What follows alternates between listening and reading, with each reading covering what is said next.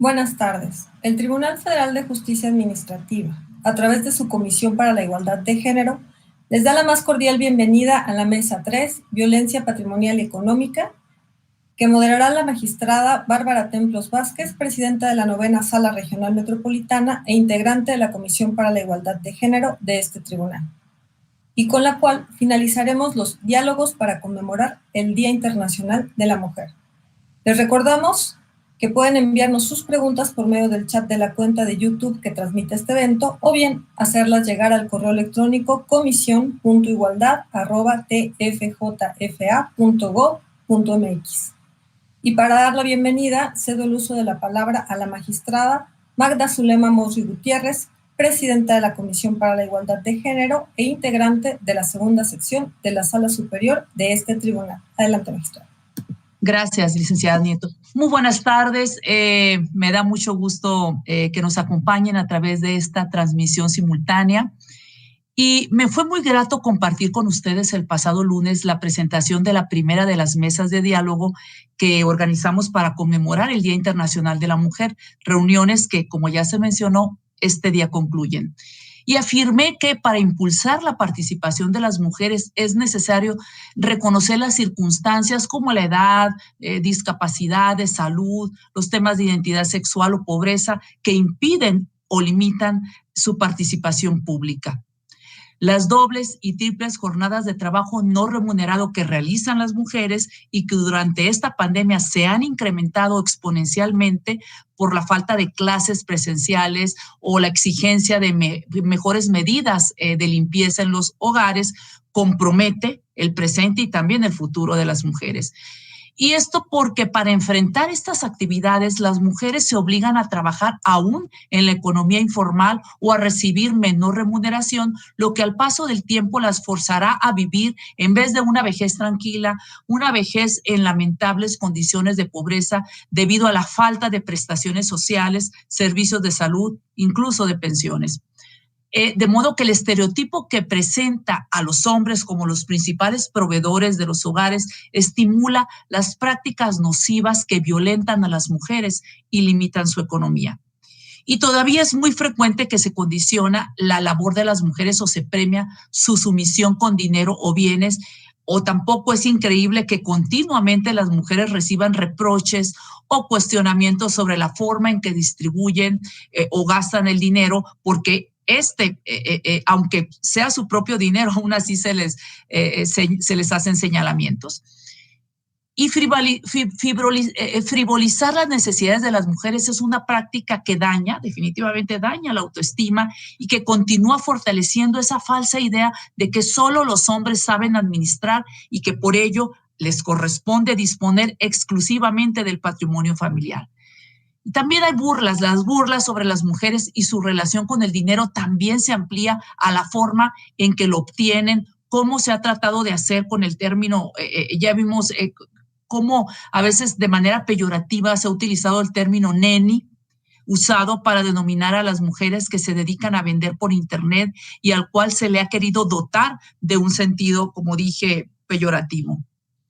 La falta de autonomía económica y la explotación laboral están estrechamente vinculadas a la feminización de la pobreza. Por ello, el Tribunal Federal de Justicia Administrativa, para conmemorar el Día Internacional de la Mujer, dedica esta tercera mesa de diálogos a este importante tema, la violencia patrimonial y económica. ¿Qué factores propician la dependencia económica de las mujeres? ¿Cómo podemos identificar y contrarrestar la violencia económica y patrimonial? ¿O cómo avanzar al reconocimiento económico del trabajo doméstico y de cuidados? Estas y muchas otras diversas preguntas serán respondidas en esta mesa que coordinará la magistrada Bárbara Templos Vázquez. Y se puede pensar que el tipo de violencia al que me he referido está muy lejos de la competencia de este tribunal. Sin embargo, la sentencia del año pasado, que obtuvo el reconocimiento al primer lugar en el concurso de sentencias y medidas dictadas con perspectiva de género y perspectiva de derechos humanos, tiene entre sus diversos y valiosos méritos el de señalar con claridad los efectos dañinos que el acto de autoridad impugnado tendría para el patrimonio de la actora o demandante, una mujer cuya condición particular de concubina la colocaba en una situación de mayor vulnerabilidad para sufrir violencia económica. Y esto fue en un tema fiscal muy interesante que espero que nos comparta en un ratito la magistrada Bárbara Templos, que de hecho fue la ponente en este asunto. Y la violencia no solo es física como se cree o se requiere la aplicación de la fuerza, también hay otros tipos de violencia que no se suelen ver y que lastiman y vulneran aún más a las mujeres y les impiden ejercer sus derechos, como son la violencia económica y patrimonial. Y celebro que hoy invirtamos este tiempo en conversar sobre estas prácticas, pero sobre todo que tengamos el propósito y el compromiso de erradicar todas las formas de violencia contra las mujeres. Deseo que el día de hoy sea una jornada muy exitosa y agradezco a quienes nos han acompañado en estas mesas. El día de hoy también está, y me da mucho gusto, el magistrado Ernesto Grandini, que participen con las y el compañero secretarios de este tribunal. Y bueno, y el hecho de que ustedes participen en estos diálogos que forman parte de una de las campañas de este tribunal para conocer más y mejor a las personas, conocernos más, así hemos descubierto las valiosas aportaciones que nos han dado ustedes, el personal, los compañeros y compañeras de este tribunal. Y por eso estamos muy reconocidos con su compromiso con la igualdad. Muy buenas tardes, muchas gracias por su atención, enhorabuena, y los dejo presidiendo este diálogo a la magistrada Bárbara Templos. Muchas gracias. Adelante. Muchas gracias, magistrada Mongery. Muy buenas tardes a todos. Como la mayoría de ustedes saben, en el marco de la conmemoración para el Día Internacional de la Mujer, que inició el pasado 8 de marzo, la Comisión para la Igualdad de Género de este tribunal organizó, como lo acaba de comentar la magistrada Mongery, estos espacios de reflexión en los que participarán las personas que forman parte de él. Ello se gestó con el propósito de tratar temas relacionados con la reivindicación de los derechos de las niñas, adolescentes y mujeres, y con ello contribuir a la visualización de algunos de los fenómenos que hoy en día aquejan a este importantísimo sector vulnerable de nuestra sociedad. Primero que nada, quiero dar la más cordial bienvenida a los integrantes que esta tarde participarán en la mesa 3, denominada Violencia Patrimonial y Económica, y que iré nombrando en el orden en que irán haciendo sus intervenciones. En primer lugar, tenemos a la licenciada Sharon Guadalupe Enrique Domínguez, quien es secretaria de Acuerdos de la segunda ponencia en la 9ª Sala Regional Metropolitana. Enseguida tendremos la participación de la contadora pública Mariana Camacho Mendoza. Ella es nuestra delegada administrativa en la sala regional que tenemos en el estado de Chiapas. Enseguida tendremos la participación del magistrado Ernesto Grandini Ochoa, quien es magistrado titular de la segunda ponencia de la Sala Regional Sur del Estado de México. Asimismo, y la última intervención que tendremos en la mesa será del licenciado Rodrigo Márquez Jiménez, quien es secretario de Acuerdos en la segunda ponencia de la 9ª Sala Regional Metropolitana. Quiero agradecer muy altamente a la licenciada Coatlicue Nieto Pérez, quien es la secretaria técnica de la Comisión para la Igualdad de Género, quien siempre nos apoya en la parte técnica para que todo llegue a buen término y que estos eventos sean posibles para ustedes. Coatlicue, muchas gracias. Bien, desde luego también quiero dar la bienvenida y agradecemos la asistencia a este foro a todas las personas que se han conectado por las redes sociales. De verdad, muchas gracias por acompañarnos. Bien, ahora les voy a platicar cómo se llevará a cabo la dinámica que vamos a generar en este.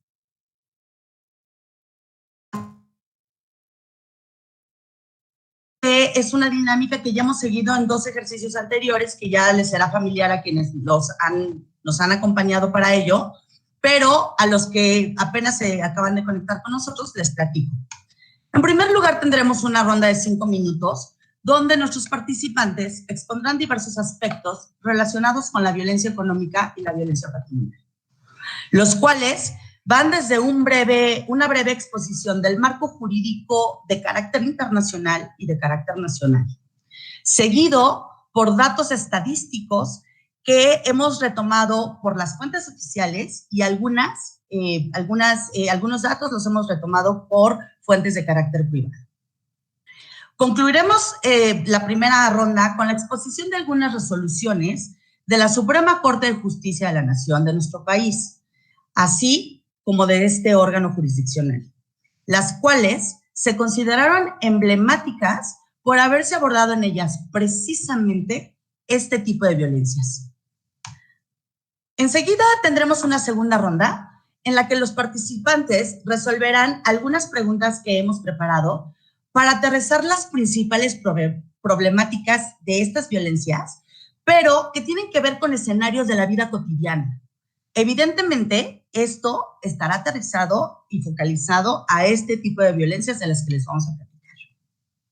Por último, tendremos algunas reflexiones de carácter conclusivo de nuestros integrantes, que esperamos den pie a las valiosas intervenciones de nuestra audiencia para expresar dudas o comentarios a través del chat que se encuentra disponible para ello, y lo que seguramente enriquecerá sin duda los trabajos. Antes de pasar a dar la intervención de cada uno de nuestros expositores, yo quiero decirles que es muy importante que centremos el tema, porque cuando nos hablan de las violencias contra las mujeres, como que siempre hablamos y entendemos que todo como que es lo mismo, ¿no? Y creo que a veces se nos pueden generar confusiones. Entonces, yo trataré de llevarlos un poquito de la mano en una parte introductoria muy breve, nada más para centrar nuestro tema y entonces sí pasar a los aspectos específicos. Primero debemos cuestionarnos qué debemos entender en términos generales por la violencia contra las mujeres. Después pasaremos a determinar y a exponer qué se debe de entender por la violencia económica y qué es la violencia patrimonial. La violencia contra las mujeres es concebida como cualquier acto u omisión basada en su género, que les cause daño o sufrimiento psicológico, físico, patrimonial, económico, sexual o incluso la muerte. Esto se puede dar en el ámbito público y en el ámbito privado. La violencia contra las mujeres se puede manifestar en diversas modalidades. Es decir, esto depende en el ámbito en el que se presenta la violencia. Por ejemplo, esto se puede llevar a cabo en el ámbito familiar, en el ámbito laboral, en el ámbito docente, en el ámbito institucional, en el ámbito político. Seguramente algo de esto les suena. Ahora bien, de acuerdo a la naturaleza de la agresión, la violencia contra las mujeres se puede clasificar en tipos. Dentro de estos tipos, encontramos a la violencia física, encontramos a la violencia psicológica, la violencia sexual, ¿y qué creen? Aquí encontramos a las violencias que esta tarde vamos a tratar de abordar focalizadamente. Bien, pero ¿cuál es una y cuál es otra? Me refiero a la violencia económica y a la patrimonial.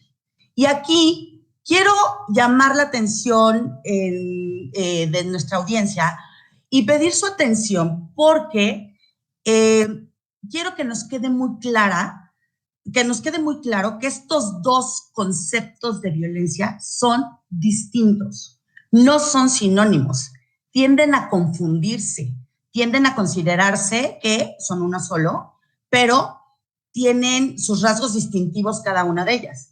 Desde luego que se pueden entrelazar y desde luego que se pueden conjugar las dos violencias, pero además también se puede conjugar una violencia psicológica, una violencia física, o sea, la violencia contra las mujeres puede ser multifactorial.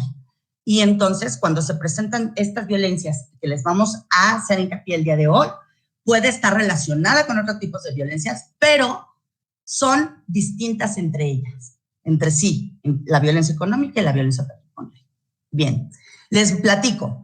La violencia patrimonial se configura con cualquier acto que causa una afectación en la situación patrimonial de las mujeres de cualquier edad. A estas mujeres legalmente se les considera como víctimas. Bueno, a cualquier mujer víctima, digamos, objeto de una violencia, cualquiera de las que les comenté, se les considera como víctimas. En este caso, de la violencia patrimonial, no es la excepción. Entonces, tenemos que esto tiene que ver con la situación patrimonial de las mujeres de cualquier edad. Y ustedes me dirán, bueno, pero ¿qué significa esto de la violencia patrimonial? O sea, esta afectación a la situación patrimonial. Bueno, pues esta se puede manifestar cuando hay una transformación, una sustracción, una destrucción, una retención o distracción de objetos, documentos personales, bienes y valores, derechos patrimoniales o recursos económicos destinados a la supervivencia y a satisfacer las necesidades de las víctimas. Y ojo, esto se puede presentar en todos estos bienes que les he comentado, pero puede abarcar daños que no solo se presentan en los bienes que les son propios a las mujeres, sino que también comparten comunitariamente con otras personas. ¿De acuerdo? ¿Han escuchado de estos temas de la sociedad conyugal y estas cosas, y que son mitad y mitad y nos compramos lo mismo y esto? Bueno, pues por ahí va el tema. Ahora bien, les platico cuáles son los rasgos distintivos de la violencia económica. La violencia económica se concibe como todo acto de un agresor que afecta la supervivencia económica de la víctima. Ojo, allá es situación patrimonial, bienes que detenta la mujer. Aquí es contra la supervivencia económica. ¿Y cómo podemos advertir este tipo de violencia económica? Bueno, pues se manifiesta a través de limitaciones encaminadas a controlar sus percepciones económicas, o bien cuando, por ejemplo, se otorga un salario menor por igual trabajo. También puede incluir quitar las ganancias de la víctima. Puede también tratar de incapacitarla. Tiene que ver con la posibilidad de incapacitarla para que desempeñe un trabajo determinado. Tiene que ver también con impedir que tengan un ingreso económico propio y administrado por ellas mismas.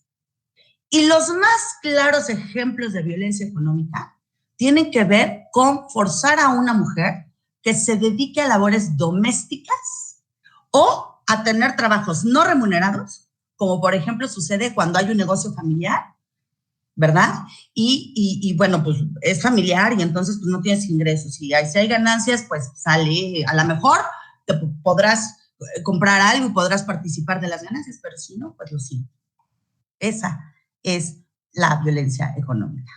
En suma, la violencia patrimonial afecta lo que las mujeres ya tienen dentro de su patrimonio, y la violencia económica afecta los ingresos que puede llegar o debe llegar a percibir con motivo de su trabajo. ¿De acuerdo? Bien, estas expresiones de violencia, la patrimonial y la económica, ubican a las mujeres en una condición de vulnerabilidad y se generan por las relaciones desiguales de poder que se dan entre hombres y mujeres, donde las mujeres se ven sometidas por la supremacía masculina que existe sobre ellas, ya sea derivada de una relación sentimental, de una relación laboral o de cualquier otra que propicie esas relaciones asimétricas de poder. En un sistema patriarcal como el que existe en la mayoría de los países del mundo, este tipo de violencias, en muchos casos, se ven normalizadas, pues se considera normal por hombres y, ojo, por mujeres, lo que puede llegar a constituir una vulneración de la dignidad de las mujeres. Es decir, en este caso, respecto del ejercicio de sus derechos patrimoniales y económicos que les corresponden, lo que propicia que sea casi invisible a la sociedad y, desde luego, a los entes del Estado. Entonces, teniendo esta noción muy genérica, en términos muy coloquiales que yo acabo de compartirles, pues ahora pasaremos a brindarle la palabra a Sharon, quien nos expondrá cómo se contemplan este tipo de fenómenos en el orden jurídico de nuestro país. Adelante, Sharon, tienes el uso de la palabra. Buenas tardes a todos y a todas. Después del preámbulo que dio la magistrada, me gustaría compartirles el marco jurídico vigente que busca prevenir, sancionar y erradicar la violencia contra las mujeres. Sin embargo, debemos partir de la premisa que el orden normativo, en su generalidad, fue concebido bajo un sistema patriarcal, al establecerse normas en las cuales el varón ocupa un lugar muy privilegiado y exclusivo, y que ha desencadenado así la violencia contra la mujer. Puedo citarles como un ejemplo el Código Civil para el Distrito Federal, que se encontraba vigente en 1871 y que en sus artículos 1245 y 3365 establecía que todo hombre es libre para abrazar la profesión, industria o trabajo que le acomode, o que la herencia se difiere por la voluntad del hombre. Con esto podemos evidenciar la existencia de normas que limitan o controlan la percepción o patrimonio de una mujer sobre un escenario masculino. Con relación a ello y a la luz de diversas reformas constitucionales que se han dado, el artículo 1 de la Constitución Política establece que queda prohibida toda discriminación motivada por el origen étnico, nacional, de género, de edad, discapacidad, de condición social, etcétera, ¿no?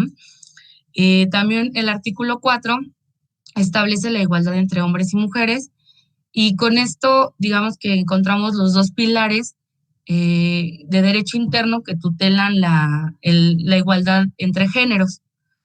De igual forma, tenemos a nivel internacional la Convención sobre la Eliminación de todas las formas de discriminación contra la mujer, el cual suscribió el Estado mexicano a nivel de Naciones Unidas el 18 de diciembre de 1979, y que reconoce como derechos de la mujer, entre otros, las prestaciones familiares, los préstamos bancarios, hipotecarios y otras formas de crédito financiero, igual remuneración, igualdad de trato con respecto a un trabajo igual, y la igualdad con su cónyuge en materia de propiedad, de compras o de gestión de cualquier tipo de bien. También tenemos la Convención para prevenir, sancionar y erradicar la violencia contra la mujer, suscrita en el ámbito interamericano el 9 de junio de 1994, el cual establece el derecho de las mujeres a ejercer libre y plenamente sus derechos económicos y patrimoniales.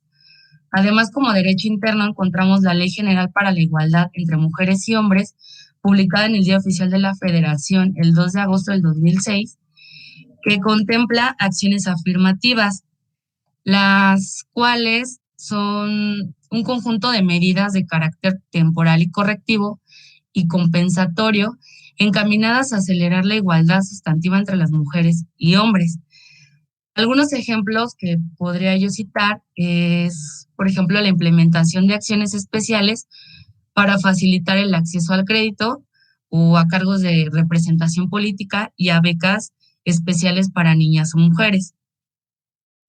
Por su parte, la Ley General de Acceso a las Mujeres a una Vida Libre de Violencia, publicada en el Diario Oficial de la Federación el 1 de febrero del 2007, establece las órdenes de protección, que estos son actos de protección urgente y de aplicación en función de interés superior de la víctima, y que tienen son la equiparación a medidas precautorias o cautelares, ¿no? Por ejemplo, puede ser la desocupación inmediata del agresor del domicilio conyugal o donde habite la víctima, independientemente de la acreditación de la propiedad o de la posesión del inmueble, que sería esta una medida o una orden de emergencia. También tenemos la prohibición al agresor de enajenar o hipotecar bienes de propiedad cuando se trate del domicilio conyugal. Esta es una orden de protección de naturaleza civil. También tenemos órdenes preventivas, las cuales pueden ser el inventario de los bienes muebles e inmuebles de propiedad común, incluyendo los implementos de trabajo de la víctima. No obstante, considero que aún y cuando existe este cuerpo normativo, existe una gran brecha entre la norma jurídica y la práctica, porque, por ejemplo, si bien estos ordenamientos jurídicos reconocen diversos derechos a las mujeres, en el ámbito familiar, laboral, escolar y de pareja, se responde a reglas donde el único protagonista continúa siendo el hombre y se generan situaciones de dependencia con el padre, con el marido o con los hijos. Como bien señalaba la magistrada, por ejemplo, en la violencia económica, la mujer es controlada en sus ingresos. Puede ser una cuestión de pues, qué compraste y por qué compraste eso, ¿no? O la violencia patrimonial se da cuando se daña o vende o priva de un bien a la mujer, o se le controla su documentación, o se le priva de ella, o cuando se le despoja, tal vez incluso además con algún tipo adicional de violencia, de algún bien que podrá llegar al feminicidio. Lo traigo a colación porque en alguna ocasión leí una noticia en que pues una mujer había estado desaparecida y además fue encontrada con posterioridad muerta, y el delito que se había cometido pues era feminicidio por parte de su pareja en cuestión de despojo de un bien, ¿no? Entonces, si bien contamos con un nuevo sistema normativo que se puede o que puede incluir la igualdad y no discriminación de la mujer, aún falta mucho para que el Estado y la sociedad sustituya el modelo patriarcal que tenemos vigente al momento.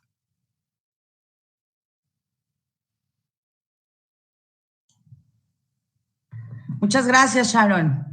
Pues aquí podemos advertir con algunos ejemplos que Sharon nos ha expuesto, cómo nuestro orden jurídico nacional e internacional pues ya abraza este objeto de tratar de proteger las desigualdades que existen entre los hombres y las mujeres y con ello generar normas que permitan hacer efectiva esa igualdad. Sin embargo, a esto es a lo que le llamamos la igualdad formal. ¿Por qué? Porque México, en efecto, tiene estas disposiciones de carácter nacional y de carácter internacional que se pueden invocar para la protección de las mujeres. Sin embargo, en los hechos, eso no sucede.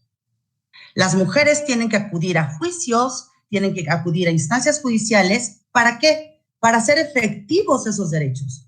Cuando se enfrentan ante una autoridad administrativa a generar un trámite, a generar una denuncia por cualquiera de las violencias o por cualquier circunstancia que necesiten hacer del conocimiento de las autoridades dejan de ver esta normatividad que tenemos formalmente hablando y que no se agota.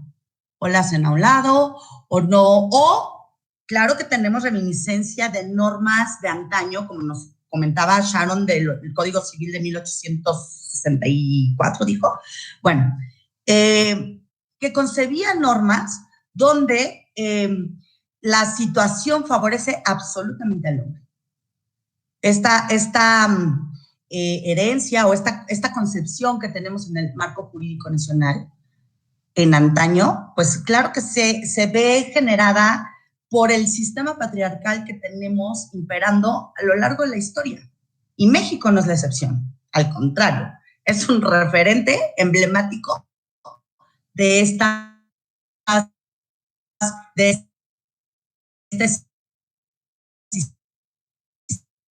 sistema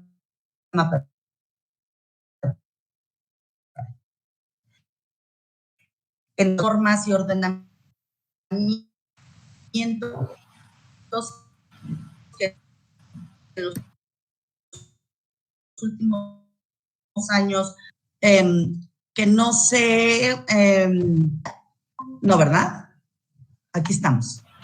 Se pausó un poquito, magistrada, pero ya la podemos escuchar. Ok, perdón. Sí, les decía que esta igualdad formal que existe en los ordenamientos, pues en los hechos no se da, y entonces eso es lo que llamamos a que la igualdad sustantiva todavía no la alcanzamos. ¿Por qué? Por estas cosas que les estoy comentando. Entonces, nuestro gran reto que tenemos como sociedad, como país, con todas las personas que la conformamos, pues es hacer efectiva esa igualdad sustantiva por el bien de todas las personas, pero en este caso, por esta clase vulnerable que son las mujeres.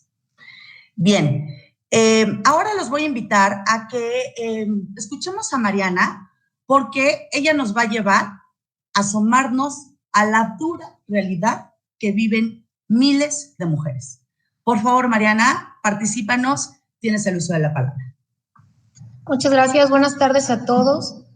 Pues, primeramente comentarles que todos los datos analizados y presentados provienen de fuentes oficiales como el INEGI, el Departamento de Asuntos Económicos y Sociales de la ONU, o bien de organizaciones no gubernamentales en materia de género que realizan estadística.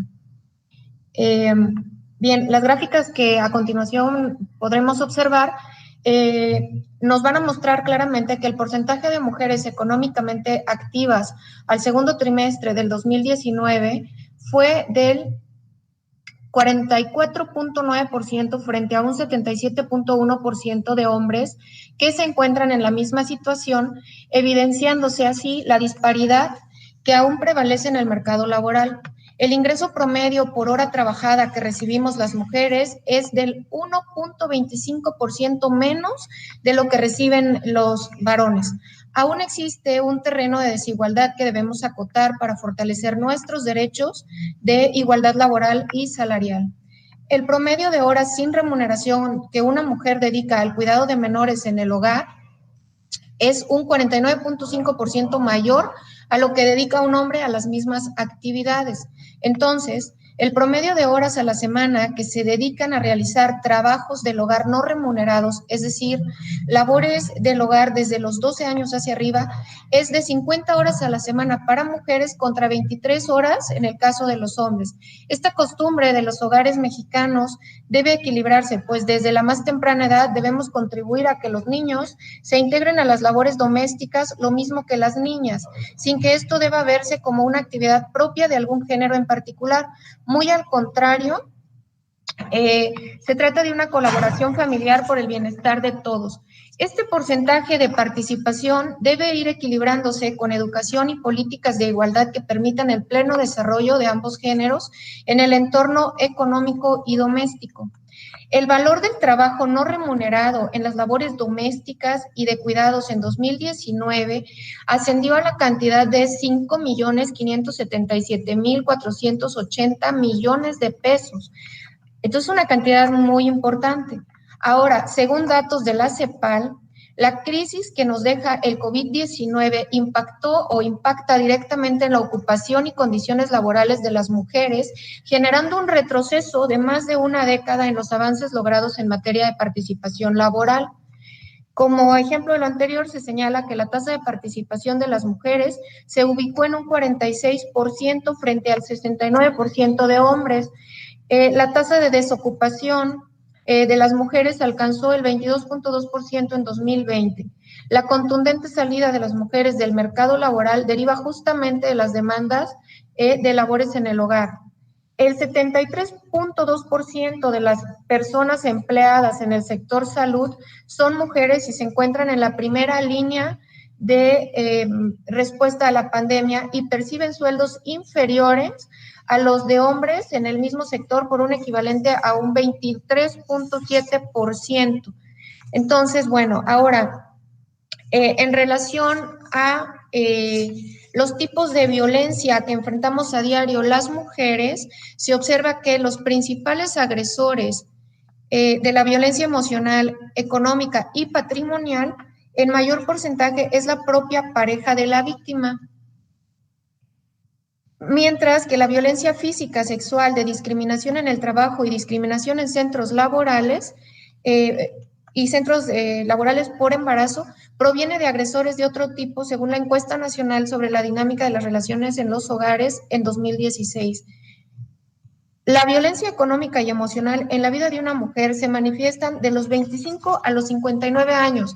Es una línea prácticamente horizontal, es decir, que los ataques se mantienen prácticamente estables durante toda la vida económicamente activa de una mujer. Todos estos datos nos permiten ver un panorama más claro sobre la importante participación económica que tenemos las mujeres en el desarrollo del país y que, a pesar de las violencias que nos acechan a diario, vamos conquistando escaños cada día con mayor determinación, y esto se ve reflejado a nivel nacional e internacional, como nos lo indican los siguientes datos. No sé si pudiéramos avanzar en las láminas. Gracias. Ahí podemos ver más abajito la línea horizontal de la que hablábamos, un poco más abajo, bueno, está marcada ahí con los colores correspondientes, ¿no? Y aún más abajo, entonces, tenemos que el 82% de las mujeres con hogares unipersonales se encuentran integradas al mercado laboral.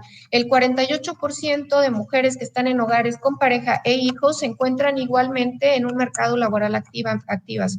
Un 65% de mujeres con acceso a servicios financieros formales, en comparación con un 72% de hombres que tienen acceso a estas mismas formalidades.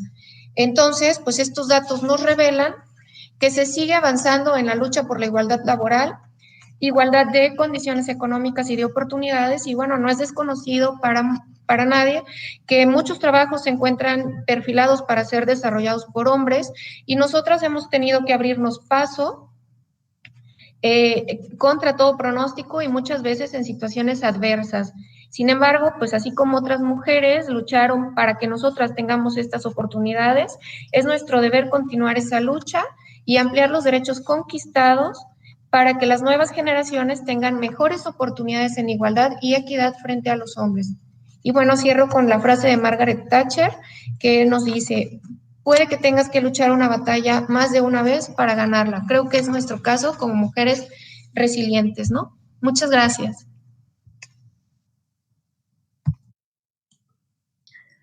Muchas gracias, Mariana. ¿Qué tal los datos duros que nos dan noticia de la fuerza económica que tenemos las mujeres en nuestro país, contrastada con la inadmisible situación de desventaja que tenemos frente a los hombres? ¿Recuerdan las definiciones de violencia patrimonial y económica con las que iniciamos este diálogo? Pienso que con estos datos queda ilustrado claramente el tema. Pero para venir a recrudecer aún más este panorama, pues nos llegó la pandemia del COVID-19. Y resulta muy ilustrativo cómo se vino a intensificar la violencia contra las mujeres. Ello agravado por la situación de confinamiento, por el distanciamiento social y las restricciones de movilidad, que aumentaron el aislamiento de las mujeres, de sus redes de apoyo, y que han generado barreras adicionales en el acceso a los servicios esenciales, tales como las guarderías, las escuelas, etcétera. ¿Les suena a ustedes algo de esto? Bueno, ¿y todo ello qué produce? Pues que las mujeres, cuidadoras por excelencia en nuestro sistema social de tradición, pues se vean limitadas para desarrollarse en otros ámbitos distintos al familiar o al doméstico. Y en ese contexto me impacta sobremanera que los principales generadores de violencia económica y patrimonial contra las mujeres sean sus propias parejas. O sea, con quienes están confinadas en esta pandemia. Uf. Esto es lamentable, es la cruda realidad que viven millones de mujeres. Fuerte, ¿no? Bien, bueno, pues las láminas estuvieron un poquito lejanas. Este evento va a quedar grabado, entonces si alguien quiere entrar y advertir con más detalle y analizar estas estadísticas que Mariana nos hizo favor de exponer, pues podrán entrar en un segundo momento cuando ustedes lo deseen y podrán tener acceso a ellas.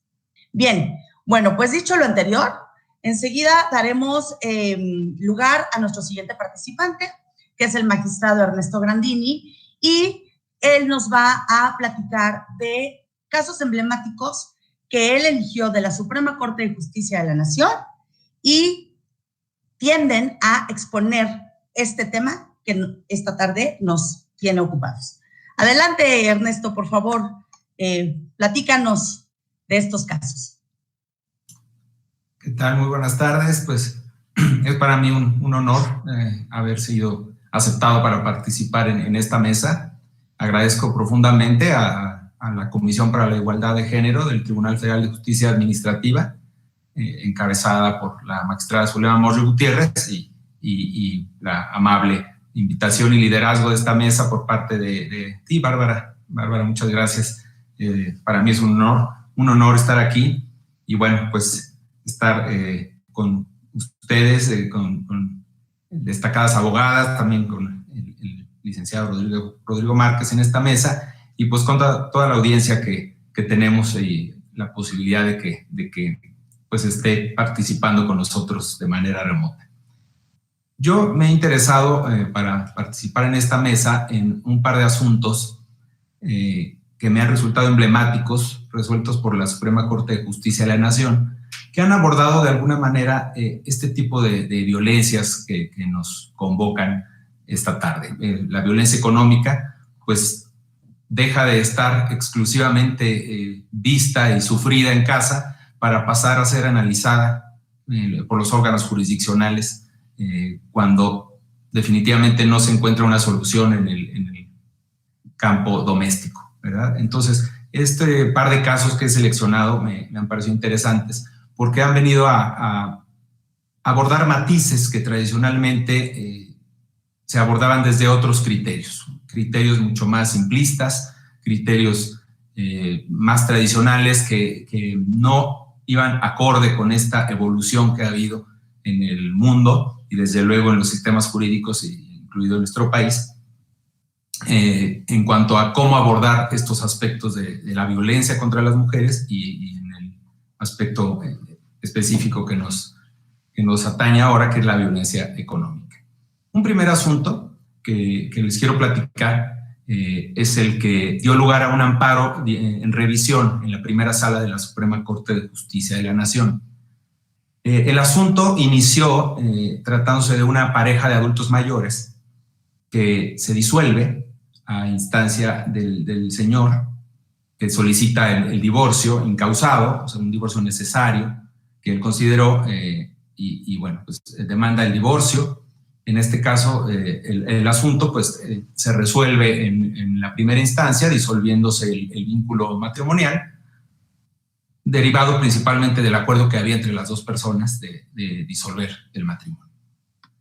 Pero había un punto específico que la mujer reclamaba, en el sentido de demandar una pensión alimenticia.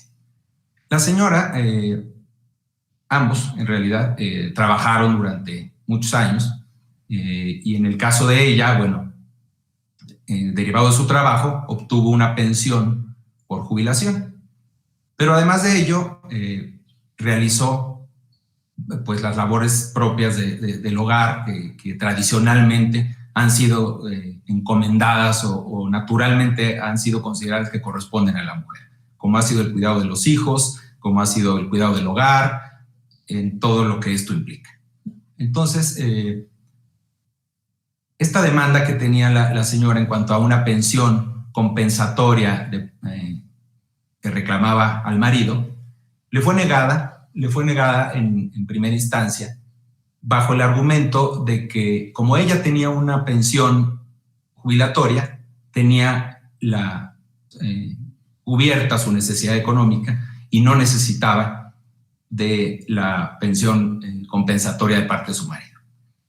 Y se abordó el tema en el sentido de que las labores que ella llevó a cabo en su hogar, pues le correspondían por el hecho de ser mujer y por el hecho de ser madre de familia y bueno, pues le correspondía llevarlas a cabo y no merecía por ello una cuestión económica, algún reclamo económico. Esta sentencia de primera instancia fue confirmada en apelación en la sede civil y también llegó a un tribunal colegiado a nivel amparo que negó el amparo inicialmente, compartiendo los mismos argumentos que fueron expresados en el juzgado civil. Pero no conforme con la decisión, la afectada decidió promover un amparo directo en revisión ante la Suprema Corte de Justicia de la Nación, quien, abordando una serie de cuestiones, revirtió la decisión del juicio natural. En el sentido, bueno, reconoció que se había juzgado el asunto con estereotipos de género, consistentes en que la mujer, por el hecho de ser mujer, tenía a su cargo lo que sería la jornada laboral dentro de su casa, ¿verdad? Aparte de la jornada laboral en la calle, con motivo de su trabajo.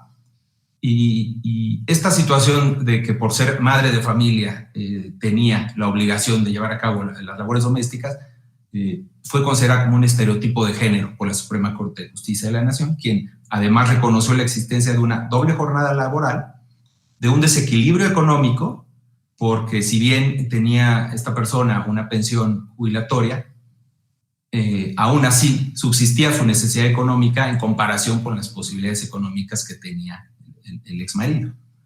También reconoció la Suprema Corte el derecho de la mujer a un nivel de vida adecuado en relación con un nivel de vida adecuado, y lo comparó con la obligación de dar alimentos en el caso de las parejas.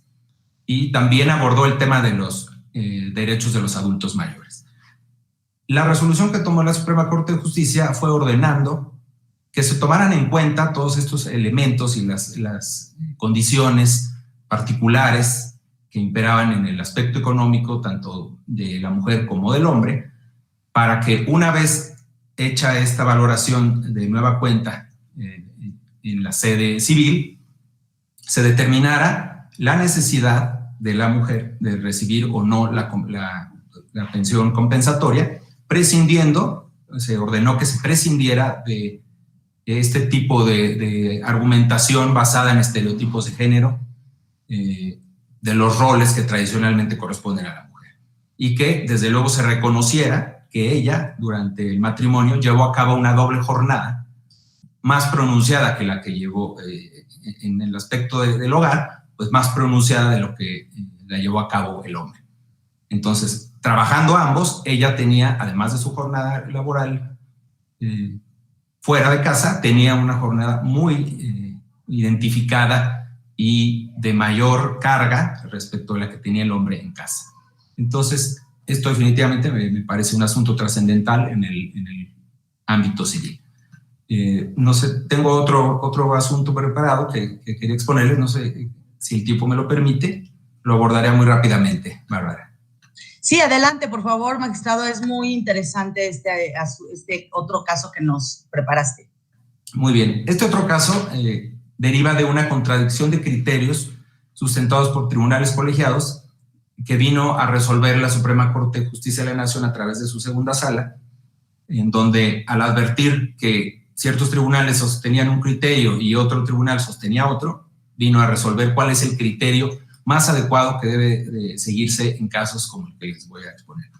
Se trata de una renuncias presentadas por mujeres embarazadas, renuncias a sus trabajos, en donde se disuelve la relación laboral cuando la mujer transita en una situación de embarazo.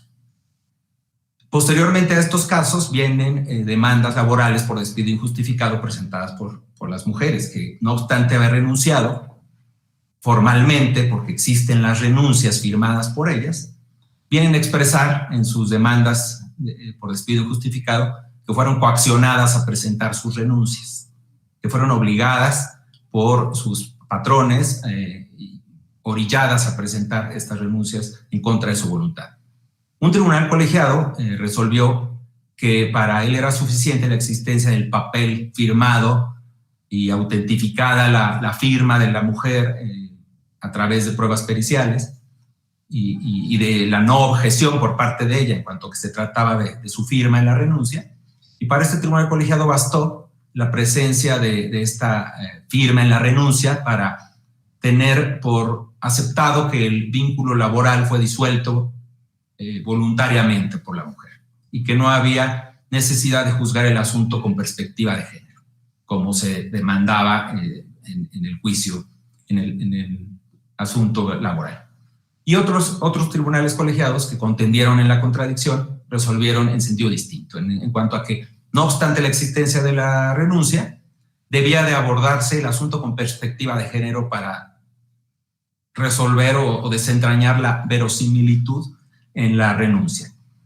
Este punto lo abordó la segunda sala de la Suprema Corte, bajo la ponencia de la ministra Yasmín Esquivel, quien estableció la jurisprudencia y resolvió esta contradicción en el sentido de que es necesario que este tipo de asuntos se analicen bajo una perspectiva de género.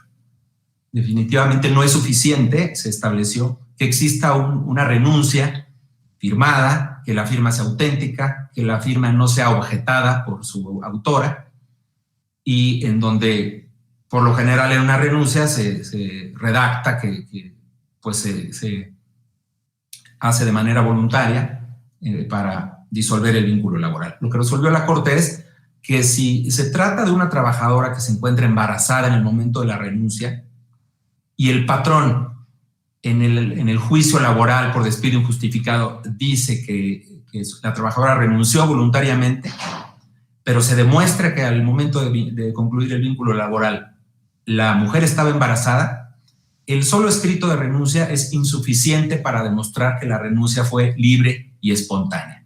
En este caso, los jueces, los juzgadores laborales, tienen la obligación de analizar todo el contexto que envuelve a las personas, en particular a la mujer, su situación económica, su entorno, y en caso de que alegue ella, insista en que el despido fue injustificado, el patrón es el que se encuentra obligado a sustentar con pruebas adicionales a la renuncia que el cese del vínculo laboral no se debió al embarazo de la mujer. Es decir, tiene la carga de demostrar que hubo una voluntad libre y espontánea de parte de la mujer para dar por concluido la relación laboral. Hay una serie de conceptos que envuelven a estos dos casos, ¿verdad?, que están desde luego enfocados en temas de perspectiva de género y de la discriminación que ha sido tradicionalmente objeto de la mujer, y que esto permea sin duda en el aspecto económico. No queda duda de que cuando una mujer deja de laborar estando embarazada, y que es cuando generalmente y lógicamente más necesita el ingreso económico, la seguridad social, etcétera, por su situación de embarazo, en uno de los casos, y en el otro caso también de la mujer que está en situación de divorcio, pues es en estos casos donde el abordar con estos criterios de perspectiva de género es más necesario, y es la verdad muy afortunado que la Suprema Corte los aborde y dé las directrices para que en estos casos donde la violencia económica está presente, oriente cómo resolver este tipo de casos. ¿no? Sería mi primera participación. Muchas gracias. Muchas gracias, Ernesto. Interesantísimos ambos casos, por eso el segundo que ya habíamos platicado que era tu intención exponerlo, aunque nos estamos robando unos minutitos de más, la verdad es que es muy emblemático, ustedes lo acaban de ver, y precisamente podemos advertir en los dos casos, una vez más, cómo las mujeres que fueron parte de esos juicios se enfrentaron claramente a situaciones de desigualdad originadas por una violencia económica y o patrimonial, pero también que en nuestro sistema jurídico se contempla hoy por hoy herramientas suficientes para que el máximo tribunal del país, y desde luego todos los tribunales que estamos abajo de la Suprema Corte de Justicia de la Nación, aplicando la metodología de la perspectiva de género, se logre o se lograra en estos casos eliminar esa situación de discriminación y con ello lograr reivindicar en el ejercicio de sus derechos económicos y patrimoniales a estas mujeres que fueron violentadas por este tipo de violencias. Bien, pero ahora les quiero comentar que no solo la Suprema Corte de Justicia de la Nación está emitiendo estas resoluciones con perspectiva de género. En este Tribunal Federal de Justicia Administrativa también se está haciendo la tarea. Y para ello le voy a ceder el uso de la palabra a Rodrigo para que Rodrigo nos explique dos casos muy emblemáticos también de nuestro tribunal que nos va a dejar reflexionar sobre el tema que nos ocupa esta tarde. Por favor, Rodrigo, adelante. Gracias, magistrada. Gracias a las personas que comparten esta mesa, pero sobre todo gracias a la audiencia. Me parece fundamental que, pues, cuando nos interesan los temas relacionados con el género, nos involucremos con los foros en los que se comparte todo este tipo de información. A mí me gustaría, como bien comentó la magistrada, hacer una referencia breve acerca de lo que hemos hecho en relación con la perspectiva de género en el tribunal, porque, pues, aprovechando el foro, que es precisamente de la Comisión para la Igualdad de Género del Tribunal Federal de Justicia Administrativa, pues tratar de hacer alguna breve referencia que permita eliminar esos paradigmas de que los temas de género están vinculados solamente con las relaciones privadas, familiares o las relaciones penales. Si realmente tenemos la conciencia y estamos en capacidad de adentrarnos a estos temas, nos vamos a dar cuenta que en materia administrativa está por todos lados los temas de género. Y hablar de que los temas de género están por todos lados, en un principio a mí me lleva a pensar en un contexto. El contexto que ya esbozaba la magistrada Bárbara, que ya han esbozado las demás participantes, el magistrado de la mesa, que es el sistema patriarcal. No es mi intención, por supuesto, hablar de lo que significa en sí el sistema patriarcal, pero sí quiero comentar un punto en el que me enfoco para poder partir al análisis de estos casos. Y es como en el sistema patriarcal precisamente yo veo que se advierten dos condiciones. Una, que se busca pertenecer al sistema patriarcal, y otra, que se busca perpetuarlo. Si tuvieron la oportunidad de estar en la conversación de ayer que hablaba acerca de las masculinidades, o si no estuvieron, yo la comento, existe lo que se denomina la masculinidad hegemónica, es decir, un prototipo de hombre al que se debe aspirar a ser. Y por lo tanto, todo lo que la humanidad, la sociedad lleva a cabo es aspirando a complacer, satisfacer o cumplir los caprichos de esta masculinidad hegemónica.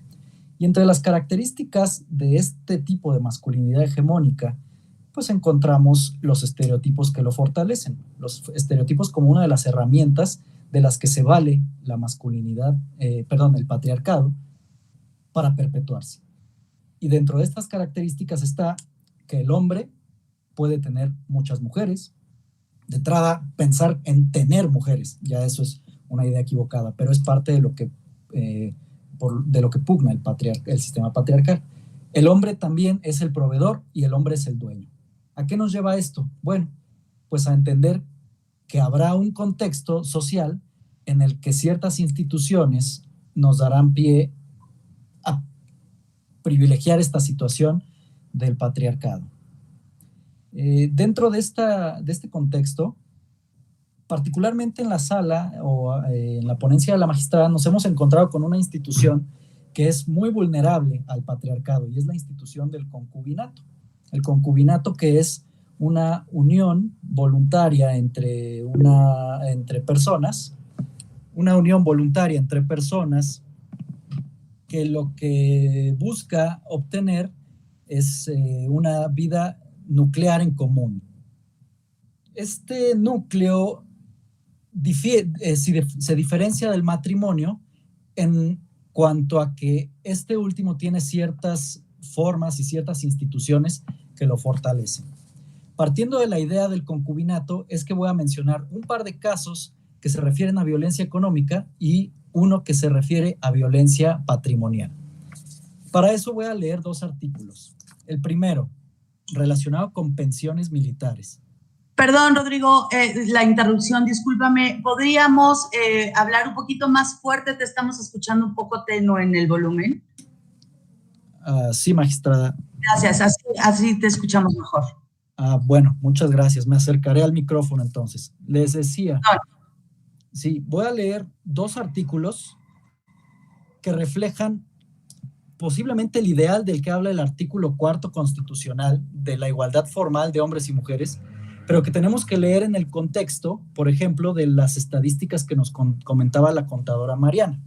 El primero dice, hablando de pensiones militares, la relación de concubinato será acreditada necesariamente y en todo caso con la designación que el militar haya hecho de la persona interesada, como concubina o concubinario, ante el Instituto o la Secretaría de la Defensa Nacional o de Marina, sin que sea admisible otro medio de prueba.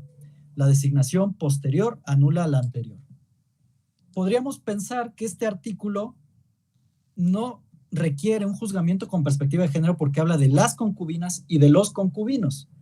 Sin embargo, de lo que tenemos que tener bien presente, hablando de la realidad social que se vive, donde más o menos la proporción es que de cada 10 mujeres, 7 se dedican al trabajo en el hogar y 3 salen al trabajo remunerado, y a la inversa con los hombres. Entonces, este caso nos haría pensar que de manera privilegiando esta masculinidad hegemónica, el hombre es quien puede designar quién es su concubina, de entre muchas que pueda tener bajo esta idea de que el hombre puede y debe tener muchas mujeres. Y entonces la forma de abordarlo con perspectiva de género es entender que la ley debe ir más allá del simple texto y dirigirse de manera clara a entender la realidad social que hay detrás. Es decir, no podemos validar que una ley que establece que el militar podrá decir quién es su concubina y que no admite medio de prueba alguno en contra de la determinación de esta situación de hecho, pues sea el que decida a quién le va a dejar su pensión militar. Otro ejemplo más claro es el que se refiere a las pensiones civiles. Dice la ley del ISSSTE, si al morir el trabajador o pensionado tuviere varias concubinas o la trabajadora o pensionada tuviere varios concubinarios, ninguno tendrá derecho a la pensión. Igualmente podríamos pensar desde el punto de la igualdad formal, el artículo es correcto porque habla de tanto de hombres como de mujeres y de concubinos y de concubinas. El punto aquí es, nuevamente, si nos trasladamos a la realidad social del sistema patriarcal en el que nos desarrollamos, vamos a entender que podrá haber un hombre que, siguiendo la masculinidad hegemónica, haya tenido hijos en algún momento de su vida con una mujer, o con 2 o con 3, y las dejó para irse con otra mujer después, quien lo cuidó o quien estuvo con él en sus 5 últimos años. ¿Qué va a pasar cuando esto se presente frente al instituto? Pues el instituto va a decir, yo no tengo por qué asumir la carga de pagar la pensión de un hombre que tuvo una vida injusta en relación con las mujeres que formaron parte de su vida. Y entonces, ¿quién va a soportar finalmente esa carga? Pues van a ser las concubinas, porque la ley dice, si hay más de una, pues no le toca pensión a ninguna. Y entonces, ¿qué es lo que nos está reflejando la realidad? Que estamos finalmente validando desde la ley el sistema patriarcal donde el hombre debe tener muchas mujeres y el Estado indirectamente se lava las manos diciendo, si eso sucede, yo cierro los ojos y a nadie le toca pensión. ¿Cómo resolvimos este caso finalmente? Pues inaplicando, en ejercicio del control difuso, esta prohibición y dividimos de manera equitativa la pensión entre las dos concubinas. El último caso, estos dos casos tienen relación con la violencia económica. El último caso, rápidamente lo comento, tiene que ver con la violencia patrimonial y es aquel al que aludía la magistrada Zulema Mosri al inicio. También tiene que ver con el concubinato y se trata de una empresa deudora del Fisco Federal que tiene un accionista que es, por disposición legal, deudor solidario del fisco cuando la empresa no puede pagar. Entonces, se lleva a cabo una diligencia de embargo para asegurar el crédito y esta persona designa como bien en garantía del crédito a favor del fisco la casa en la que vive. Pero el problema aquí es que se trata de la casa en la que vive con su concubina y con sus hijos. La ley, como les decía al principio, no reconoce un régimen patrimonial específico tratándose del concubinato. Sin embargo, ya en una recomendación que hizo la CEDAW, que es la Convención sobre la Eliminación de todas las formas de discriminación contra la mujer, a diversos países, evidentemente entre ellos México, al ser miembro, refería la pobre regulación que existe para las relaciones de amancebamiento o concubinato. Y esta pobreza en la regulación lo único que genera es desprotección e inequidad. Y el problema que encontramos fue, en este caso, que tanto las disposiciones legales como la jurisprudencia nacional señalaban que no se puede, como ya mencioné, equiparar el régimen patrimonial del matrimonio al del concubinato. Entonces, ¿qué vamos a hacer? Pues la solución número 1, la que tomó la autoridad administrativa, pues la mujer no tiene ningún derecho sobre el bien. La solución que encontramos fue equiparar, sin llegar a definir un régimen de copropiedad, equiparar el régimen de las sociedades civiles al de la sociedad formada con motivo del concubinato. Y en este punto, la interpretación que efectuamos nos permitió hacer una distribución equitativa del patrimonio. ¿Por qué? Porque este mismo régimen patriarcal, donde la mujer debe quedarse en la casa porque el hombre es el proveedor y el que proporciona los bienes, pues dejaba en estas economías de cuidado a la mujer sin oportunidad, por ejemplo, de que el bien estuviera a su nombre. Y por lo tanto, si nos quedamos en el régimen estrictamente legal del registro, de la publicidad, de la titularidad de los bienes, pues a la mujer no le toca porque está a nombre del concubino. Entonces, lo que aquí resolvimos, como ya comenté, y con esto concluyo, fue que equiparando a un régimen de sociedad genérico en materia civil, podríamos asignarle una proporción del patrimonio a la concubina y por lo tanto el fisco únicamente podría entender garantizado su interés respecto de la mitad del valor de esta casa. ¿Por qué? Porque la otra mitad le correspondía a la mujer por esta relación de concubinato. Muchas gracias. Muchas gracias, Rodrigo. Pues ven ustedes qué ilustrativo pueden ser estos casos que nos han expuesto nuestros participantes. Ellos nos permiten ver en estos últimos casos que Rodrigo nos platica y que bien nos comentaba él, cómo el juicio contencioso administrativo federal también es un terreno propicio para que se imparta justicia encaminada a erradicar este tipo de violencias. No solo el aspecto familiar, el aspecto civil, el aspecto penal, que ahí es muy claro el juzgamiento con perspectiva de género.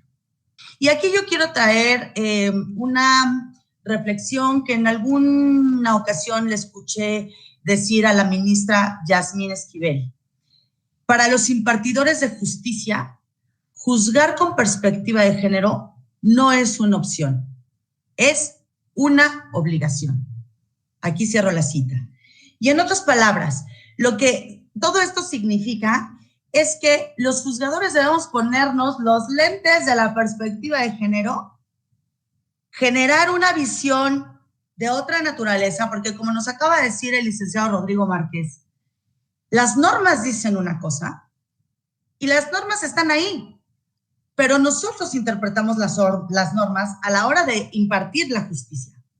Y si nosotros nos ponemos esos lentes de los que les digo, estos lentes de la perspectiva de género, créanme que vamos a encontrar caminos distintos y soluciones distintas encaminadas, entre otras cosas, a erradicar la violencia contra las mujeres e ir generando y contribuyendo a esta igualdad que nosotros, desde el ámbito de nuestras funciones, debemos ir contribuyendo para que ello se lleve a cabo.